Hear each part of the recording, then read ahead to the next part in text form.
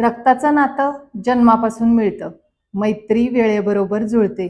पण नवरा बायकोचं नातं हे दोन अनोळखी माणसांना एका धाग्यात बांधतं. या नात्याला फक्त निभवायचं नसतं, तर रोज सांभाळावं लागतं. एक चुकलेला शब्द, एक न ऐकलेली गोष्ट आणि वर्षानुवर्षाचा विश्वास तडकू शकतो. कारण इथे प्रेमासोबत जबाबदारी असते, आदरासोबत समजूतदारपणा असतो आणि अपेक्षेसोबत संयमही लागतो. बायकोला वाटतं नवऱ्यानं तिचं ऐकावं, तर्क न लावता समजून घ्यावं. नवऱ्याला वाटतं त्याच्या थकव्याला घरात शांतता मिळावी, कोणत्याही प्रश्नाशिवाय.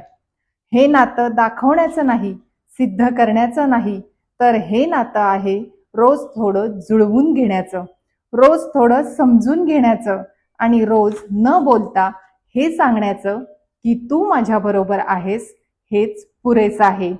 जगात कुणाला सोडून देणं सोपं आहे, पण त्याच एका माणसासोबत प्रत्येक चढ उतारात टिकून राहणं हे कठीण आहे.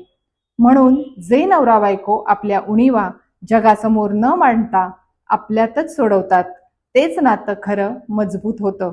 कारण प्रत्येक जोडीपुढं कसोटीचा काळ हा येतोच. कारण हे नातं सिद्ध करण्यासाठी नाही, तर आयुष्यभर निभवण्यासाठी बनलेलं आहे.